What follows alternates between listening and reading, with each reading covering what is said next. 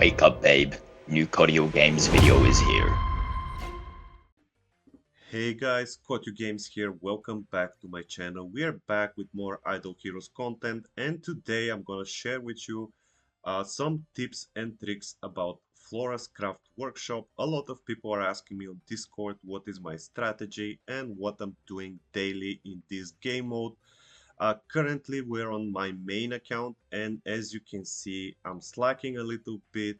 I I want to be honest with you guys. I don't like that much this game mode. I prefer actually the tower defense game because simply you're spending 2 hours of your day and you can complete the tower defense game. While here this game mode is gonna take probably a couple of months for us to get all the rewards from the store.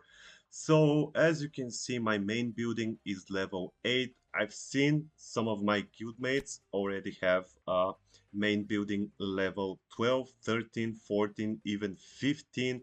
But in order to do that, you have to spend a lot of gems. So I'm not recommending this to any free-to-play players. So I've made a list in front of me with all the tricks and tips that I have for you guys. I'm gonna start first with the main goal of this game mode. The main goal is, of course, to upgrade as quickly as possible your main building. Currently, my main building is level 8, so what I'm doing first thing in the morning, I'm always checking what type of materials I need to upgrade my main building. This is very important because when you check the orders on the left side, you probably already know that we have flash orders and we have standing orders. The flash orders are updated every day, while the standing orders you have to complete them, they will disappear and you get new ones. So before completing your orders, this is my first tip. Always check what materials you need to upgrade your main building. Once you check what materials you need to produce daily to upgrade your main building, then use the rest of your materials that you don't need to complete some orders so you can get some workshop coins. Usually, as I mentioned, uh, at the beginning of this video, I'm using gems to upgrade my main building simply because this is the quickest way. However, if you don't have a lot of gems, because it is taking a lot of gems to upgrade your main building, if you're free to play, I do not recommend you using your gems. Just wait. This game mode doesn't have a time limit, so everyone should be getting the same prices in the end of the day. Probably it's gonna take some more time for some people, but for the spenders and for the people who are using gems, they will complete this game mode quicker. So always check what materials you need to upgrade your main building, and after that, do your orders. Second, the second tip that I have for you guys is about your bread. Every morning when I do my quests in the game and when I open the Flora'S Craft workshop, everyone is starting with 100 bread. Usually the best strategy for this game mode is to do it every 3 hours. This way you're gonna have always 100 bread, you're gonna spend it, and in 3 hours you're gonna get again 100 bread. So what I have for you guys is when you try, you can always buy bread with gems, but bear in mind that the game first will spend your workshop coins, and after that, when you don't have any workshop coins, the game will spend your gems. So the best strategy is when you upgrade your main building and you're out of wishing coins and also out of bread, then you can buy bread with gems. This way, you will be saving your workshop coins, and of course, this is again for the free-to-play players. If you have a lot of gems to spare, you can always buy bread. But with level 8 main building, usually daily, I'm getting a lot of chests, which are providing me with a lot of bread. So the bread is not an issue for me. But if you want to spend some gems, please go ahead. So the next point that I have on my list is the visiting equipment. The visiting equipment is very important for this game mode, especially the mana cube. So what I'm doing early in the morning is I'm always maxing out my production items, the permanent ones. I'm always maxing them early in the morning. So this way I'm getting a lot of materials which can be used to complete orders and to upgrade your house. But at the same time, uh, these items are also giving you the visiting equipment, which is very important. So first thing in the morning, I'm always producing as many items as I can. And after that, I'm using my mana cube and also the mystical hourglass. The mystical hourglass is reducing the cooldown period of your production items. So you can go back again and produce even more. And this way you'll be getting even more of the swordsman glove and also a lot more mana cubes. What I'm doing with mana cube is when I'm attacking another person for my server is I'm always checking where is his main house and I'm surrounding the main house. I'm selecting these tiles.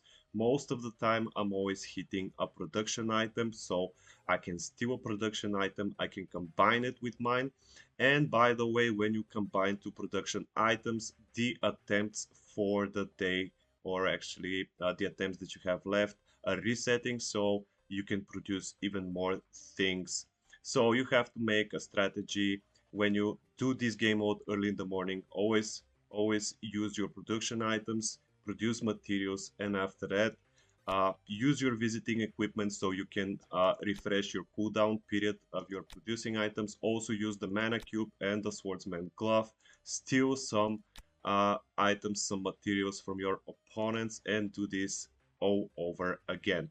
The other tip I have for you is once you check what type of materials you need for your main building and you have them produced, don't keep them here on your main board. Always put them in your inventory simply because you can see that the opponents, when they use the mana cube, they can freeze your item, and to unlock them you have to spend the stonecraft, which can be used also in the store to buy items. So when you're producing different items, different materials for your main building, always keep them in your inventory so this way they're not gonna freeze them. The next thing that I have on my list is talking about the uh, permanent production items and also about the temporary production items. As you probably know, we have two types of production items in this game mode. Let me open the list. This list was made by a cool demon, by the way. He's a Russian YouTuber. He's a Russian YouTuber. If you don't know him, you can find his YouTube channel and you can subscribe to him. He's providing the community with a lot of useful information. So here you can see a list of all production items. You can see also the count that you can produce with each item. You can see here the oven is producing 60 of the cookies, but also since the oven is level 8, you're gonna get also cookies level 1, 2 and 3, which is really important for completing your orders daily. Also, you can see the cooldown period of this production item. For the bread and for the oven is 10 minutes. For the cat production item 60. For the sewing items is 360. For the fields, gardening fields, which are producing sprouts, is 240. And you can see here that we have the chests which are given daily by your main building. I don't know why they're in green. They should be in red because they're not permanent production items. They're temporary production items, and once you click 10 times on them, they will produce bread or different items you can see here below, and after you click on them 10 times, they will disappear. The same thing is with the can over here and with the flowers. They're temporary production items, so always when you use your temporary production items, click on them 9 times, produce different materials, and after that fuse them, because if you click on them 10 times, they will disappear. Next, again, we have a table with all the production items, with the permanent ones and with the temporary ones. Again, the chests here at the bottom, they should be colored in red because they are temporary. And lastly, we have another table not tempo. You can see here that a level 20 main building is producing 200 of 255 of the stonecraft every 12 hours, and you get 134,000 of the pink workshop coins. I think that's every 12 hours or daily, but this is enormous amount of currency, so that's why your main goal is always upgrading your main house to level 20 as soon as possible. And after that, once we complete that, once we upgrade our main house, then we can start doing orders and then just save this currency and use it to buy stuff from the shop. Next, let me go back to the game. Also, another thing that I found out is that, as you can see here, the wood, what is it called? Yes, it is called wood. When you have two of the same type materials on your board, they will be pulsating, showing you that you can fuse them. So as you can see, we have wood here and wood here, and it was pulsating, showing you that actually you can fuse them and you can get a simple photo frame. Another thing that I wanted to discuss with you guys is my daily strategy. So as I mentioned, I'm starting the day with 100 bread. The bread, as you know, is used to produce materials. So once you hit 0, you cannot produce any more materials, or once the attempts here are 0. So basically, now I have to upgrade my main building, and as you can see, I need some limited moose cake level 10. It's gonna take me some time, and also the premium sea shrimp, which is level 9. I have that already and is stashed in my inventory. And also I need a lot of workshop coins, but I think that I'm gonna be using some gems to upgrade my house. Also, just wanted to mention that if you don't need the bread, you can just stash this chest for another day. You can fuse them on the next day and you're gonna get even premium rewards. So what I'm doing first thing in the morning, I'm just spamming different materials, and I'm hoping that I'm gonna get some wood and also some visiting equipment. Okay, we've got a mana cube, which is great, and also we've got some wood which we can fuse. So we have 7 attempt more. Now we have to fuse some of the materials. Bear with me. I'll try to do it as quickly as possible. Let's fuse the fish. By the way, guys, if you know any other tips or tricks for this game mode, let me know in the comment section. So next time when I'm doing a guide for this game mode, I'm gonna include your tips and tricks. So far, I'm trying to collect a lot of tips and tricks from Discord and also from Reddit. So I think that we should be good here. We have also wood. Okay. So how many attempts we have more? 7. Okay, let's go. 7 more. We got more wood.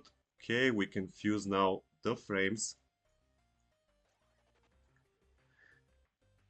Okay, next, what we can do is I can do 50. I can use my oven and I can produce 50 more materials. Let's just spam and let's see if we're gonna get any visiting equipment. Currently for my main building, I need exactly the cat food, and also the cookies so I can make some desserts. We didn't get any visiting equipment this time. Let me just fuse everything that we can. And after that, we're gonna use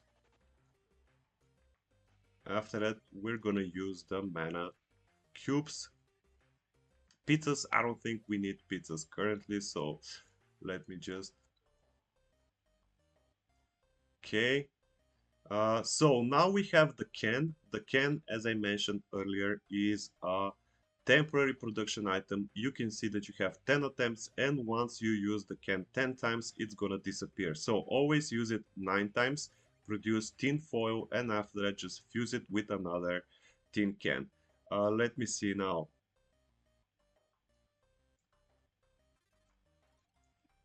pizza, cookies, okay, and we have some cat food. So how many more we have? 23. Let's use them and let's see, can we get some visiting equipment? Okay, we've got the mystical hourglass. Okay, perfect. We got also the mana cube. The mana cube is my favorite visiting equipment simply because I can select by myself which tiles I wanna take over. Basically, when I take them over, as you probably know, I'm gonna freeze the same tiles on the opponent map, so he's not gonna be able to use these items. I'm hoping, we're always hoping that we're gonna get a production item, not a material, so we can upgrade our production items to a higher level, and higher levels are producing more materials, and also you can get upgraded materials. Let's fuse this one, and let's go now. Let's check the mana cube, my favorite one. Now we're matched against level 95 players, so I don't know if they're playing this game mode. What we're gonna do is we're gonna select some random tiles around his house. Of course, if you don't want to do that, you can select another tiles. That's what I'm doing daily. So let's see if we can hit a production item, and I think we've got one. Yep, perfect. So let's use again the mana cube. Okay, we've got player level 96. He's from Fusion or from Core. I'm guessing he's from another guild from the same uh, alliance. So you can see here that his house is in the bottom right corner. What I'm gonna do is I'm gonna surround his house and I hope that I'm gonna hit some production items. Let's see. Perfect, we've hit 2 production items. That is perfect. Can we fuse now the production item? I wanted to show you guys. You can see here that we have a cooldown period of 27 minutes. We have the same one, I think, so now we can fuse. Perfect. Did we fuse? Or it's not the same type? That one is level... Oh, okay, that one is level 5, this one is level 6, that one is level 4. Never mind. I'm not gonna be able to show you, but once you fuse 2 of the same kind of the production items, you will get an upgraded one, and also the production cooldown will be 0, so you can produce even more materials. Never mind, let's see. We have 4 more attempts. However, I have some bread, so I can go now and use that. So as you can see, it's going even over 100 if you have some bread left over. And do we need any of the flowers? I think we will go with the cookies one more time. And now yeah, let's go with the thread. Okay, we're getting some t-shirts and also some other materials. Let's see if we can get some wood and also again some visiting mana. Nope, this time we didn't get anything. Never mind guys. This is my main strategy which I'm using daily. So basically I'm producing stuff. I'm hoping to get a mana cube, swordsman glove, and also mystical hourglass. Now when I'm done producing stuff, I go here and I use the mystical hourglass. This will reduce the cooldown period of your production items. So this one right now is 9 minutes. If we use, let's go ahead and use the hourglass, and let's see what will be the cooldown period after we do this mini game. You just have to collect the bananas for points, and depending how many points you have, you're gonna get a higher cooldown period or a lower one. Come on, where am I? It's a little bit difficult with the mouse. It's much easier when you do it on your phone. So let me see now. Bananas.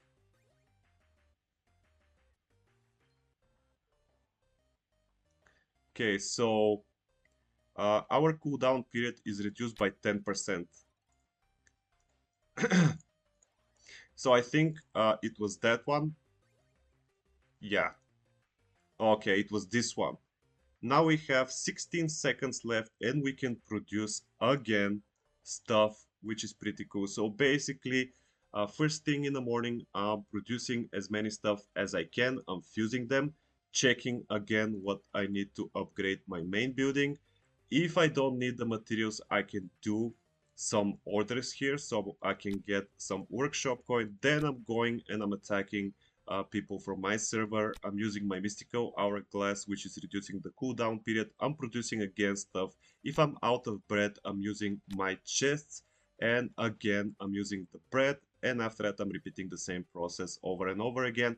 And once I don't have any more bread, I can log in again in this game mode after 3 hours, and uh, I can produce even more things. So I think that was it for now, guys. That's pretty much my strategy and all the useful things that I found in this game mode. If you have any more tips or tricks, let me know. I'm gonna include them in the next guide.